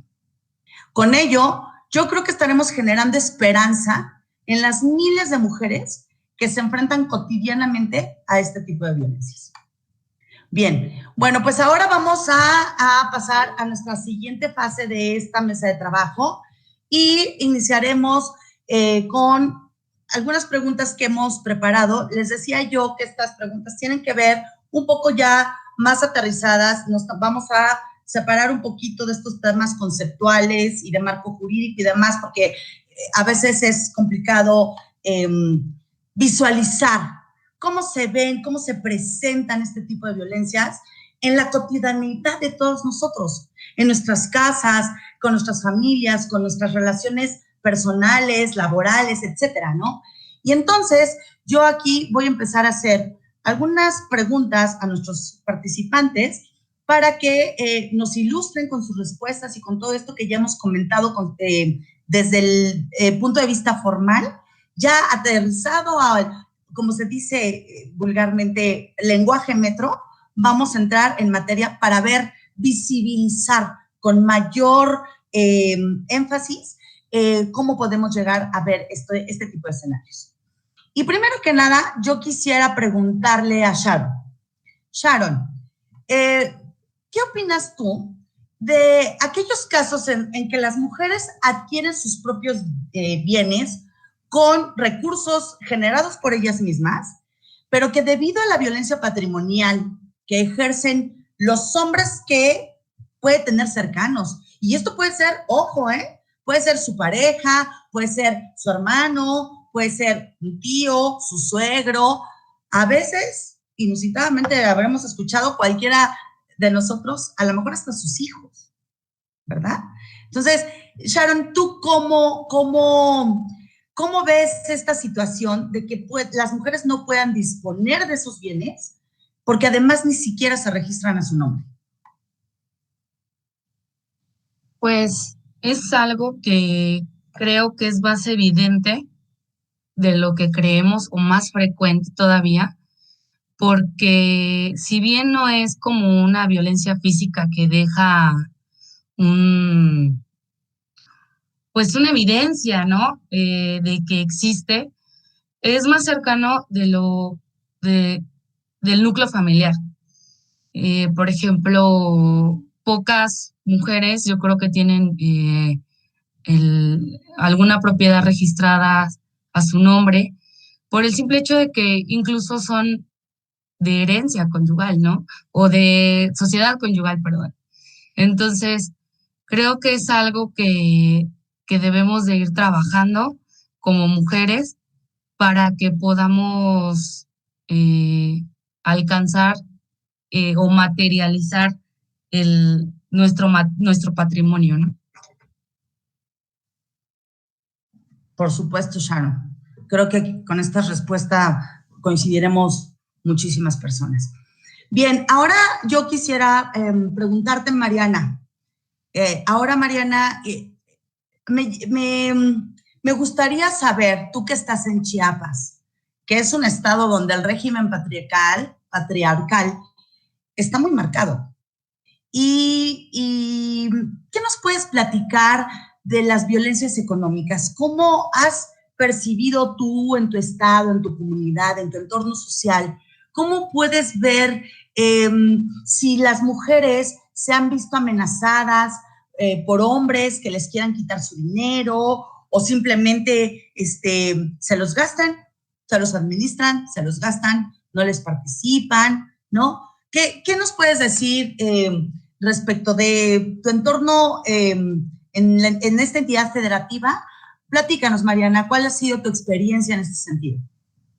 Bueno, aquí en algunas comunidades indígenas, nosotros tenemos muchas comunidades indígenas en Chiapas, y entonces en algunas comunidades todavía es costumbre que bien hay tejedoras, bordadoras y demás, y entonces, bueno, ellas producen ahora sí que el producto, y pues bueno, los hombres son quienes administran este capital o el costo, el pago, pues que reciben ellas por su trabajo. Y entonces, pues sí, efectivamente todavía hay comunidades que viven esta violencia tanto económica como patrimonial. Y pues en muchos pueblos que no necesariamente son indígenas, todavía se ve como en muchas mujeres, sobre todo las abuelas, ¿no? Las generaciones anteriores, el hombre sigue administrando los bienes y no se les reconoce su derecho a disponer de su ingreso o bien de sus propiedades. Entonces sí es un poco un tema que se tiene pendiente por resolver aquí en el estado, en algunas zonas, ¿no? Desgraciadamente. Claro, las comunidades indígenas y concretamente las mujeres indígenas, pues tienen varias circunstancias de vulnerabilidad, ¿verdad? O sea, una de ellas es por ser mujeres y otra por ser indígenas y otras por vivir en el ámbito rústico, y si le vamos sumando y sumando, bueno, ahí se conjugan una serie de elementos que verdaderamente podemos advertir cómo se pueden dar este tema de injusticias, ¿no?, hacia estas mujeres. Pero sí, desde luego es más radical, puede presentarse con mayor énfasis la violencia, pero en las zonas urbanas no estamos lejos de lo que nos estabas comentando. De verdad. O sea, creo que en las zonas urbanas, con mujeres que se dedican a la economía informal, por ejemplo, ¿no? El producto también de sus trabajos, de salir a vender comida, de salir a vender, no sé, ropa a un tianguis, etcétera, pues también son manipuladas y también son sometidas y también son requeridas por sus parejas o por sus hermanos, padres, ¿no? A veces los padres también, pues, ¿qué hacen con sus niñas, con sus adolescentes? Pues generan este tipo de violencias. ¿Por qué? Porque un producto que debería de ser concebido naturalmente a quien lo está trabajando, no tiene acceso a él, se lo controla, se lo limita o se lo extraen, ¿no? Entonces, esto era lo que yo les decía, con que este tipo de violencias son muy normalizadas, y como se normaliza, a veces las niñas, las mujeres dicen, no, bueno, pues sí, es que para la economía familiar, y mi marido es mejor administrador, y mi marido es el que provee todo y organiza todo, y entonces, pues sí, a ver, viejo, tú encárgate de la lana, y bueno, pues ahí me vas dando para lo que vaya necesitando. ¿Por qué? Miren, cuando se genera un acuerdo de voluntades en circunstancias de esta naturaleza, yo creo que es válido. Es válido hacer estos acuerdos, oye tú esto, oye tú el otro, pero siempre y cuando no genere un factor de sumisión o un factor de superación, de aprovecharse esta relación, ¿no?, que debería de ser igualitaria, y que los hombres no se aprovechen de esa circunstancia. Entonces yo creo que es válido, pero si no es el caso, si hay oposición, si las mujeres se inconforman, dicen, a ver, pero si yo tengo mi dinero, tengo mis ingresos, tengo etcétera, etcétera, etcétera, ¿por qué me los vas a coartar? ¿Por qué me los vas a quitar? Yo los quiero administrar, yo quiero disponer de ellos libremente, y eso no sucede. Y entonces pasa lo que yo les decía, tendemos a creer que estas situaciones cotidianas son normales. Y entonces, como son normales, no las vemos. No las vemos. Las mujeres no las vemos en muchos casos. Afortunadamente ya estamos abriendo los ojos. Hay mujeres que le decimos a la amiga, oye, amiga, ¿cómo permites hacer esto? ¿Cómo permites que tu hermano venga a disponer de tus bienes, de tu coche? Se lo lleva y tú cuando quieres salir con los niños o lo que sea, no puedes disponer de él. Entonces, esto es muy ilustrativo lo que nos dice Mariana, porque como nos acaba de explicar ella, en el ámbito rural, con las mujeres indígenas, etcétera, pues sí, pero, insisto, en las zonas urbanas, en las grandes urbes, como la Ciudad de México, por ejemplo, como Monterrey, Guadalajara, etcétera, y en municipios pequeños, en todos lados está presente. Ojo, hay que verlas para poder visibilizar y para saber hasta dónde podemos reclamar las mujeres esos derechos que nos son perfectamente oponibles hacia nuestras personas y hacia nuestros intereses, ¿verdad? Bueno, perdón por explayarme, pero a veces como que me emociono un poco. A ver, Ernesto, yo te quiero hacer una pregunta, híjole, de verdad que quiero, escogí esta pregunta porque tú nos vas a ilustrar mucho sobre un aspecto. Entonces, te la efectúo y quiero preguntarte, Ernesto, como miembro del género masculino, ¿qué opinas sobre la decisión que la Suprema Corte de Justicia de la Nación para reconocer a esta mujer en sus derechos de la doble jornada laboral que llevó a cabo durante su matrimonio, pero al mismo tiempo llevó sus labores formales de un trabajo formal? ¿Te parece justa? Tú eres una persona del género masculino y ese punto de vista tuyo me interesa mucho, porque habrá a lo mejor ahorita en nuestras audiencias quien esté diciendo, ay, no, pero ¿por qué esta señora como que abusiva, como que por qué después de tantos años y luego viene a pedir y cuál pensión alimenticia, pero si ya tenía una pensión de jubilación? Pero, o sea, estos juicios de valor se generan y a mí me parece que es importante tener el punto de vista de una persona del sexo masculino. Y a mí me gustaría saber, Ernesto, si te parece justa, pero además si te parece que la mujer, en efecto, se encontraba en una situación de violencia económica. ¿Qué nos puedes decir al respecto, mi estimado Ernesto? Claro, sí, Bárbara, pues desde luego que me parece que se trató de una decisión justa.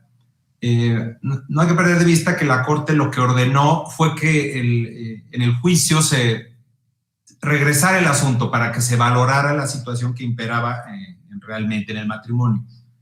Pero visto así, abstrayéndonos de este caso en particular, porque desconocemos, pues, ¿verdad?, a la pareja, pero el criterio en sí me parece de enorme justicia porque tradicionalmente el trabajo que se desempeña dentro de los hogares ha sido menospreciado, ha sido ignorado, ha sido materia de estereotipos de cualquier clase, ¿verdad?, de que corresponde a la mujer, de que el hombre no debe de hacer eso porque se ve mal, o no debe de meterse a la cocina, o no debe de cuidar a los hijos, sino él solo debe de trabajar.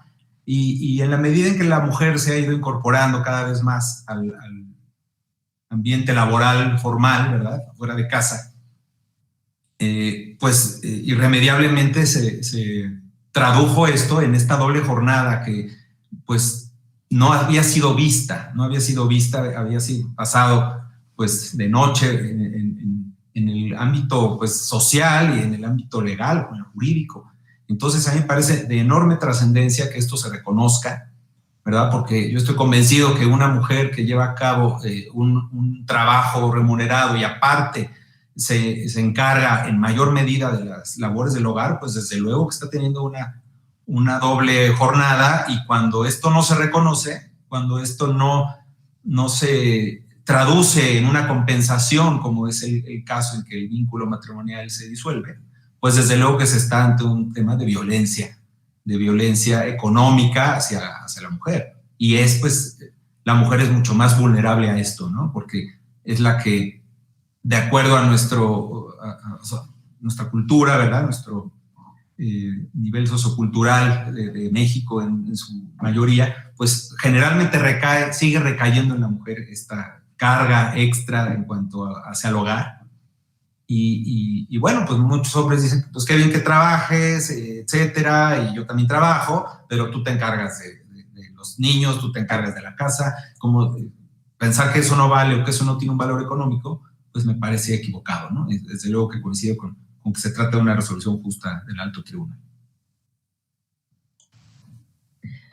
Excelente visión de una persona del género masculino. Llama la atención para las mujeres que existan este tipo de juicios, ¿verdad? Bien, ahora vamos a pasar a hacerle una pregunta al licenciado Rodrigo Márquez. Rodri, por favor, mira, te quiero hacer una pregunta que me parece que es interesante. A ver qué nos puedes compartir al respecto. ¿A ti te parece que los hombres puedan ser víctimas de violencia económica o patrimonial, o ello sería una situación exclusiva de mujeres? ¿Nos podrías, en el caso de tu respuesta, nos podrías compartir alguna experiencia o algún caso que tuvieras cercano? Claro, magistrada, gracias. Bueno, creo que uno de los primeros puntos que siempre tenemos que tener muy presentes es que el feminismo, y como lo tratan de destacar, no se trata de hombres contra mujeres o de mujeres contra hombres. El feminismo también tiene una parte masculina, y es ahí donde se trata el tema de las masculinidades, y esto significa esencialmente que hay más de una manera de ser hombre. Es decir, no todo el hombre tiene que ser, como lo describe esta masculinidad hegemónica, fuerte, valiente, violento, proveedor, protector. Hay otras posibilidades de ser hombre. Entonces, en relación directa con la pregunta, cualquiera puede ser víctima de violencia, y un hombre, por supuesto, puede ser víctima de violencia económica y patrimonial. Principalmente cuando se sale de ese juego de la masculinidad hegemónica, es decir, el hombre que se dedica al hogar está rodeado de estereotipos y de referencias peyorativas, como la de denominarlo mandilón, por ejemplo. El hombre que se dedica al hogar, desafortunadamente, en este cúmulo de estereotipos, pues es mal visto. ¿Por qué? Pues porque partimos de lo mismo, es un ciclo vicioso. El hombre no tiene que estar en su casa, la mujer es la que debe estar en su casa, porque el hombre tiene que salir a cazar, a proveer y a representar en público, porque la mujer es la que se tiene que quedar en privado al cuidado. Entonces el hombre que no cumple con este estereotipo, pues evidentemente va a ser víctima de violencia, y se le van a dar toda clase de calificativos que buscan denigrar su masculinidad, en el supuesto de que la masculinidad solamente fuera esta hegemónica. Entonces, claro que puede ser víctima de este tipo de violencia. Y buscando un ejemplo, pues precisamente me acuerdo, cuando yo era chico, tenía un grupo de amigos muy reducido, éramos como 5, y todos pues vivíamos bajo esta idea tradicional de la familia donde el papá trabaja y la mamá nos cuida, que ojo, no está mal siempre y cuando sea una elección de la pareja que así se lleve a cabo la dinámica, pero bueno, así era entonces. Y particularmente este amigo, pues la situación era al revés. La mamá era la que trabajaba fuera en estos trabajos del mercado, trabajos remunerados, y el papá no, él era el que se encargaba de cuidar a mi amigo. Entonces, pues siempre se le vio como si no estuviera cumpliendo algún rol sexogenéricamente asignado. Es decir, no estaba llevando a cabo lo que como hombre tiene que hacer. Y pues precisamente este es el problema. Si dejamos que estos estereotipos del patriarcado subsistan, pues nos vamos a quedar con una idea de blanco y negro y de que el hombre nace para tal y la mujer nace para este otro tal, lo cual pues definitivamente es incorrecto. Entonces sí puede ser víctima de violencia, nada más que ahí entra el punto estadístico. En proporción, las mujeres son mayormente víctimas de este tipo de violencia. Pero sí, claro que los hombres también en menor medida, sí, pero también pueden ser. Muy interesante, Rodrigo, lo que nos comentas, pero que nos participes de este testimonio de cómo en tu infancia, ¿no? Los roles eran mucho más marcados, ¿no? Eran más visibles en este sentido que hemos estado platicando, y cómo la crítica social que sufría tu amigo y su familia, porque en ese caso el estereotipo estaba invertido. El estereotipo de que pues quien debe de proveer es el hombre y la mujer se queda en casa. En este caso era al revés. La mujer era la que salía a desarrollarse, a proveer para las necesidades familiares, el proyecto familiar. ¿Y qué pasaba?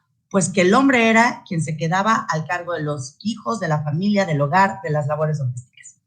Interesante testimonio, Rodrigo, creo que ilustra absolutamente lo que hemos venido tratando de concientizarnos, de ver, ¿verdad? Y entonces te agradecemos mucho que nos lo hayas compartido. Y ahora ya nos estamos acercando un poco al final de esta mesa de trabajo para pasar a atender las preguntas que tenemos de la audiencia, que estoy advirtiendo que son algunas. Pero antes de ir a esta parte, yo quisiera preguntarle a cualquiera de nuestros participantes en la mesa, y quien quiera contestar, y si quieren contestar dos o más, quien guste, pues, quiero preguntarles si alguno de ustedes han sido testigos de violencia patrimonial o económica en su persona, o en sus madres, en sus amigas, en sus hermanas, en sus hijas, o en cualquier mujer que hayan conocido y que nos quieran platicar de esa situación para seguir aterrizando este tema en la situación de cotidianeidad, y que nos ilustren para ver cómo es que esto se presenta día a día en nuestra sociedad, ¿no? Entonces, no sé si alguno de ustedes quiere comentar algo, decir algo, que levante la mano. ¿No? Bueno, pues yo sí les voy a contar, ya que no quieren ustedes platicarnos y chismearnos un poco, les voy a platicar yo de un caso que conocí, donde una amiga, la amiga de una amiga, ¿verdad? Una amiga me comentaba que ella, abogada, profesionista, digamos, con cierto nivel socioeconómico, etcétera. Ella trabajaba en un lugar importante de una institución de gobierno, y ella percibía, pues, tenía un nivel más o menos importante, y digamos que toda su parte profesional estaba perfectamente encauzada, apoyada por su marido, no tenían hijos, pero su marido le decía, sí, claro, adelante, tú vas, y la apoyaba, y etcétera, ¿no? ¿Pero qué creen? El sueldo íntegro de esta persona que les comentó era depositado en la cuenta de esta persona, porque ella había dado como su cuenta de nómina, la cuenta de esta persona que era su esposo. Y entonces, pues yo le preguntaba, oye, pero y si tú quieres ir a comer y a tomar el café con las amigas, no, pues le pido. Yo le pido y él me da, y, o sea, no me limita, él lo administra. Mira, lo que pasa es que yo soy un desastre. Para la administración y para las cosas, soy un desastre. Entonces, la verdad es que él maneja muy bien los números, los controla, de repente tenemos por ahí una inversión chiquita, y entonces, pues genera la inversión. Y yo le preguntaba, oye, ¿tú tienes alguna cuenta a tu nombre? No, no la necesito. ¿Y manejas alguna tarjeta de crédito o, no sé, algún instrumento de estos instrumentos financieros, ¿no? No, mira, él me llena el carro de gasolina, me da dinero en efectivo pues todos los días para comprar comida cuando necesito salir, pero generalmente pues yo traigo mi comida, porque además, pues fíjate que no me gusta ir a restaurantes y tal, porque pues las grasas y yo me cuido, etcétera, ¿no? ¿Y saben qué? Era una justificación tras otra, tras otra, tras otra. Y yo decía, aquí percibo, ¿no? Una relatoría de situaciones que ella me platica o que yo he percibido por un día que esto y otro día que esto. Y oye, ¿qué te parece si pues, nos vamos de shopping a comprar algo para nosotras, ¿no? Fíjate que vi ofertas en el Palacio de Hierro, algo. No. ¿Sabes qué? Es que a mí me gusta ir con mi marido porque a mí me gusta que él me diga qué le gusta ponerme y con qué me veo bonita. Así. Saben, yo verdaderamente llegó un momento en el que me aterré de advertir el nivel de dominación y el nivel de sumisión de ella para aceptar esa situación, para aceptar esa realidad. ¿Y saben qué? Era su realidad. Ella lo veía normal, ella no lo veía problemático, ella no lo cuestionaba. Ella decía, no, pues no pasa nada, ¿no? Pasaron años y les quiero decir que el día de hoy están divorciados.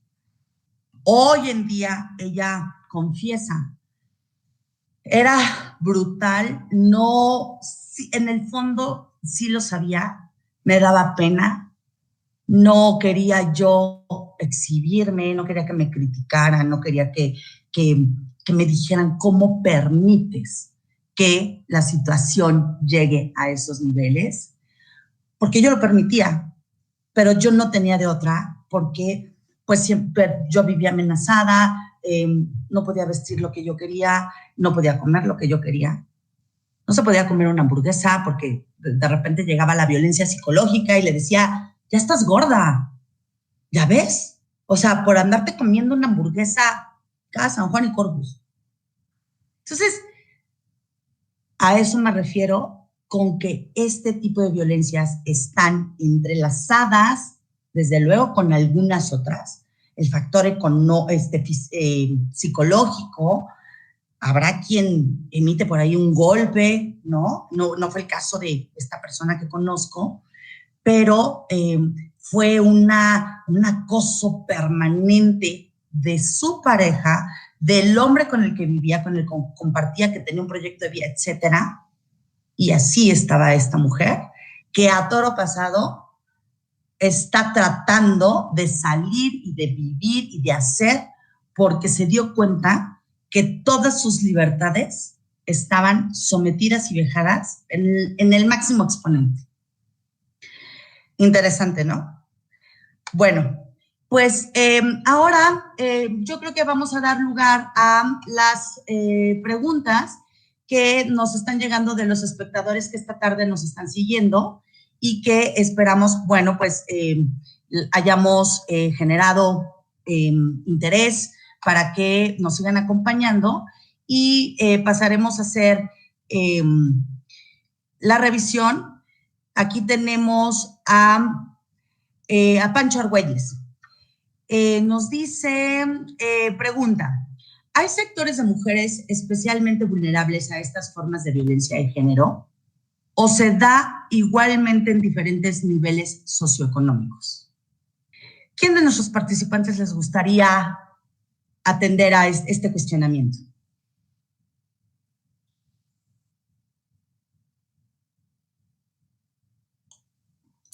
Sí, bueno, pues yo pienso que hay sectores especialmente vulnerables, sin duda. Pues los sectores menos favorecidos económicamente, ¿verdad? Como podrían ser las trabajadoras del hogar, las mujeres de las comunidades indígenas y en general, pues, los sectores de mujeres que han tenido menos oportunidades en niveles educativos, ¿verdad?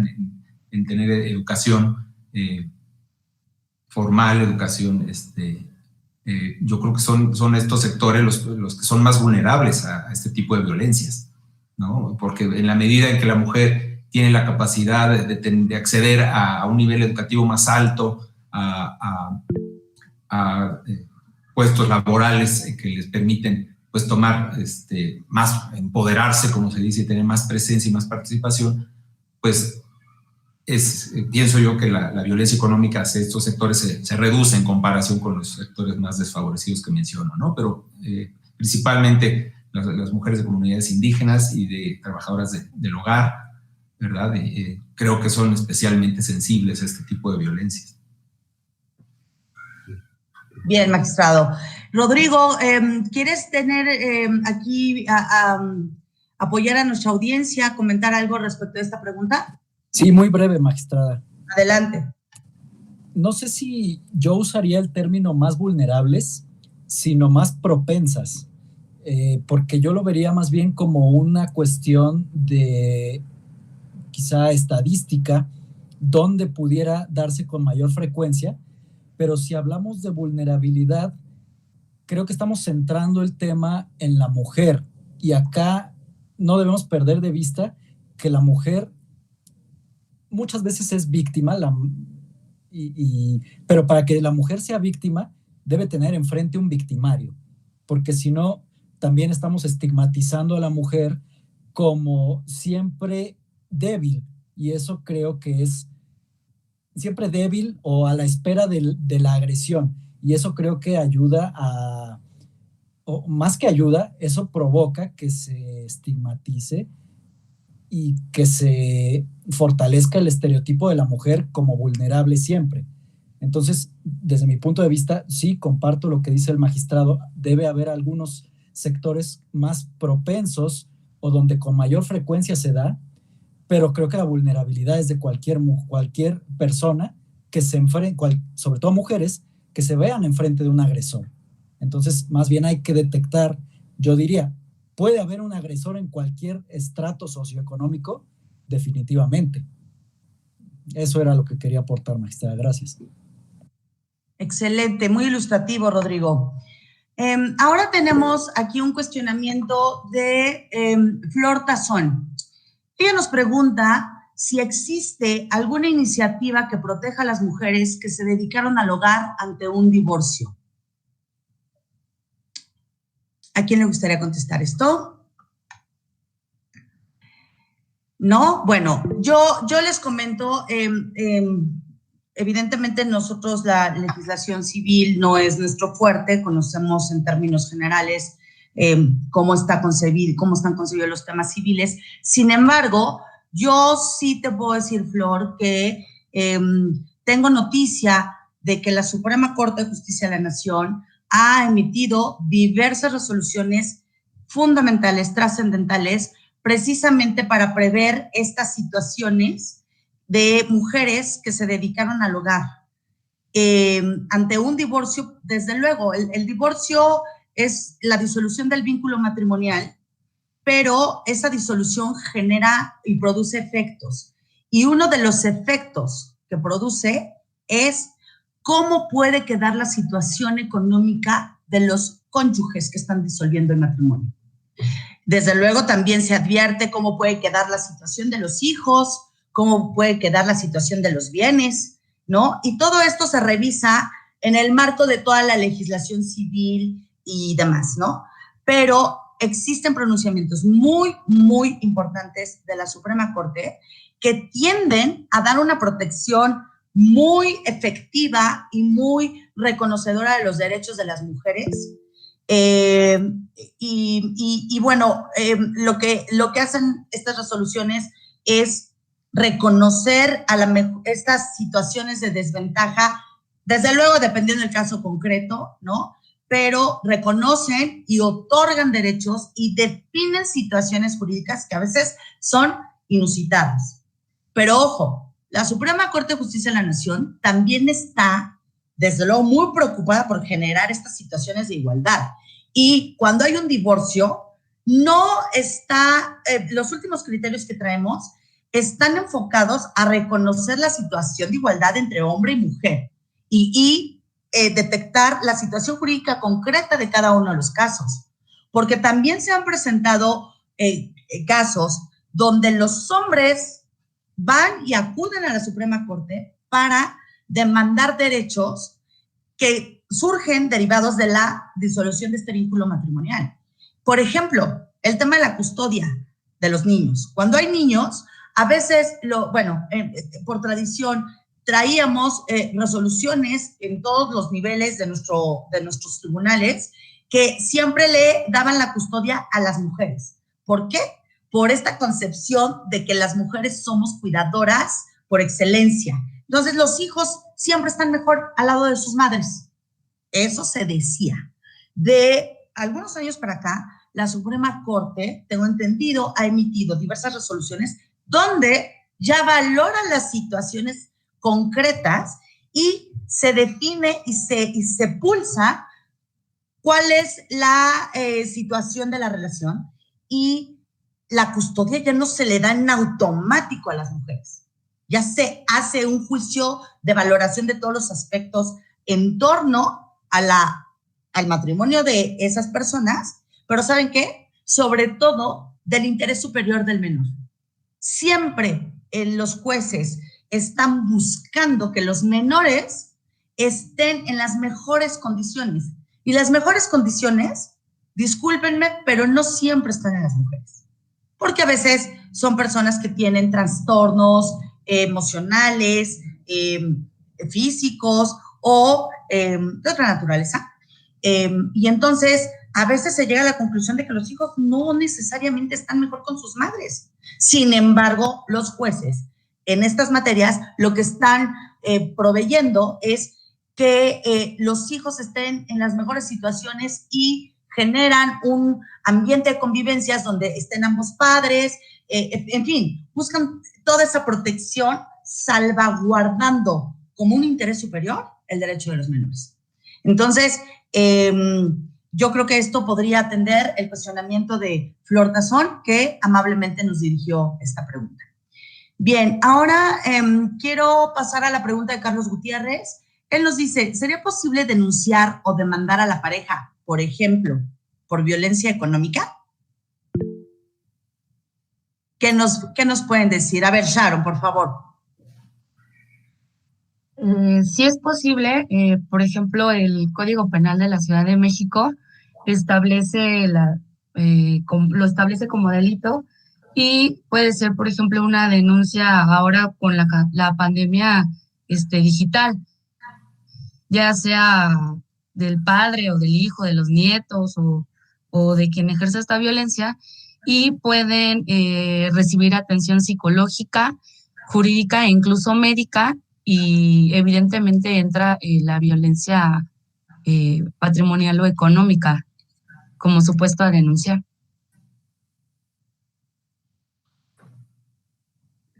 Muchas gracias, Sharon. Estoy viendo aquí, hay algunos comentarios. A la audiencia le ha gustado mucho sus intervenciones.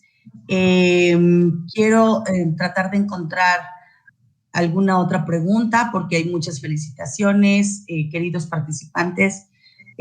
Aquí tengo una pregunta y nos la hace Alma Hernández.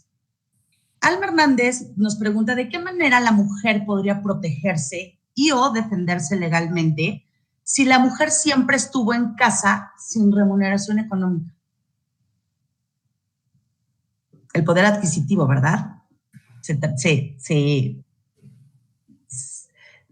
Se atraviesa en esta situación. ¿Quién de nuestros participantes podría responder esta pregunta? Adelante, Ernesto, por favor. Pues es una variante, una derivación de lo que hemos venido platicando, ¿no? desde luego el caso que yo les exponía de pues la pensión compensatoria que se resolvió en favor de la mujer, o la posibilidad de obtenerla en favor de la mujer que había venido trabajando formalmente en el mercado laboral y aparte encargándose del hogar, en esta doble jornada, pues desde luego que esto derivó de medios de defensa. Este caso pues fue muy particular por esa doble jornada, pero atendiendo a esta pregunta y a la anterior, que decía pues qué mecanismos tienen las mujeres a su alcance para poder defenderse de esto, pues desde luego que los tribunales han avanzado ya bastante, ya hay un largo camino en este tema en cuanto a pues detectar esta clase de violencias. O sea, en la medida en que la mujer pues denuncie su caso, lo exponga también en la vía de un asunto civil a través de una demanda, pues es como va a poderse defender de esta clase de violencias, porque pues muchas veces escalan a un nivel en el que es necesaria la intervención de los tribunales, porque definitivamente las personas pues no se entienden entre sí, y pues parte de esta violencia es que el victimario pues no reconoce ni está ejerciendo, ¿no? Entonces, pues me parece que los tribunales ya tienen un largo camino andado para poderlo detectar y para poder pues entrar a la defensa de estas víctimas, mujeres que sufren violencia económica de esta naturaleza, ¿no? Entonces, me parece que ya está reconocido que la jornada, digamos, en casa, del trabajo en el hogar, tiene un valor y definitivamente da lugar a que ese valor se compare, se equipare al valor económico que tiene. En este caso, si fue el hombre el que trabajó, recibió un salario y con él se mantenía el hogar, pues que se equipare ese esfuerzo de esa jornada con la jornada en casa, ¿no? Yo creo que en ese punto hemos avanzado bastante de manera jurisdiccional. Sería mi comentario. Mariana, ¿nos quieres decir algo al respecto? Sí, reforzando los comentarios que realizó el magistrado, muchas veces cuando no se tiene el recurso económico, ¿no?, para hacer valer estos derechos a través de los tribunales, perdemos de vista que existen herramientas con las que el gobierno o el Estado nos garantiza la oportunidad de hacer valer estos derechos, y es muchas veces a través de los defensores de oficio que no tienen costo y que apoyan justamente a mujeres que en su momento no pudieran tener digamos, el recurso económico para contratar a un abogado que las represente o las oriente o les diga cómo hacer las cosas. Entonces, esta es una herramienta que vale la pena que siempre tengamos en mente cuando somos mujeres que nos dedicamos al hogar o se dedican al hogar y por alguna razón no tienen acceso a sus propios ingresos. Nada más era como complementar la participación. Gracias. Gracias, Mariana. Sharon, ¿algo más que quisieras adicionar? No, ok. Bien, miren, me están comentando que estamos llegando ya al límite de del tiempo que tenemos señalado para este evento. Yo quiero ofrecerles a todas las personas del chat, porque todavía tenemos varias preguntas, que podemos contestárselas por esta misma vía una vez que concluya el evento. Pero ¿saben qué? Quiero hacer referencia a dos de ellas que me parecen muy importantes porque algo comentamos aquí en la mesa. Tiene que ver con una reflexión que nos manda la magistrada Elizabeth Ortiz. Ella nos dice que no hay que perder de vista que la violencia económica es una de las raíces del feminicidio. Y también la quiero adminicular con otra pregunta que tenemos aquí de Marta Fabiola Quintamayo. Ella nos cuestiona, ¿consideran que la violencia económica o patrimonial puede derivar en otro tipo de violencias físicas?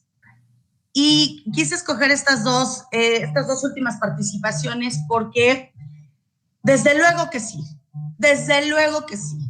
Es más, existe un instrumento que ideó el Instituto Politécnico Nacional que se llama el violentómetro. Este violentómetro, y si tienen oportunidad de consultarlo, es muy interesante, lo pueden encontrar en internet y así pónganle violentómetro y sale de inmediato. Nos saca como un termómetro en donde la base del termómetro está la violencia más tenue, la más insignificante, la que menos se ve, no insignificante, sino la menos visibilizada, y donde la cúspide del termómetro es el feminicidio. Entonces, esa herramienta va demostrando cómo todas las violencias pueden estar, les decía yo al principio de este diálogo, que pueden estar interlazadas unas con otras. Y desde luego, el máximo exponente de las violencias es el feminicidio. Y claro que sí, magistrado Ortiz, por supuesto, ese control económico, ese control de documentos, ese control de dinero, ese control de autosuficiencia de las mujeres, pues desde luego que lleva en el extremo mayor a provocar estas situaciones de feminicidio que hoy en día son desgarradoras para nuestra sociedad, para México. Las cifras se han venido incrementando de manera terrible. El año pasado, cada día morían 10 mujeres diario. A partir de la pandemia en adelante, se ha incrementado a 11 mujeres. Y esto es atroz, ¿verdad? Y por supuesto que este tipo de violencias, que son de las que yo les decía, como que las que no se ven, ay, me vas a guardar tu pasaporte en la caja fuerte y no quieres darme mi INE y yo no saco cuenta bancaria, y etcétera, etcétera, pues claro que es encaminado a tener ese sometimiento de las mujeres y que no puedan salir, y si hay una reacción, si hay una oposición, pues claro que ya empiezan a llegar las violencias físicas, las psicológicas, y van creciendo. Vean el violentómetro que les comento, y es verdaderamente muy ilustrativo de esto que les estoy comentando. Entonces, bueno, pues ofrezco contestar el resto de los cuestionamientos que tenemos en el chat, como les había comentado, y con esto quiero decirles que hemos finalizado los trabajos de esta mesa. Quiero agradecer a nuestras expositoras y expositores sus valiosas aportaciones. Esperamos que hayan despertado en nuestra audiencia el interés por conocer con mayor profundidad la problemática y que eventualmente puedan identificar y enfrentar mejor los casos que generan estas y otros tipos de violencia en contra de las mujeres. Asimismo, quiero resaltar que en un tema aparentemente de mujeres, dos de nuestros participantes, Ernesto y Rodrigo, son del género masculino. Ello habla de su interés y de su visión y de su sensibilidad para contribuir desde sus espacios de actuación para combatir el flagelo que lacera nuestra sociedad y que se denomina la violencia contra las mujeres. Es claro que siempre necesitaremos a ellos como aliados, pero también necesitaremos a todos los hombres que estén de acuerdo con cambiar el régimen patriarcal que prevalece en nuestra sociedad y que tanto ha dañado a las mujeres en la historia. Luchemos juntos en la búsqueda de la igualdad sustantiva que nos merecemos todas las personas, pero que, sobre todas las cosas, necesitamos y demandamos las mujeres. Hagámoslo por nuestras niñas, por nuestros niños y por todas estas generaciones que vienen detrás de nosotros. Yo les agradezco muchísimo a nuestra audiencia, les damos las gracias por acompañarnos y les deseamos muy buenas noches. Gracias. Hasta pronto.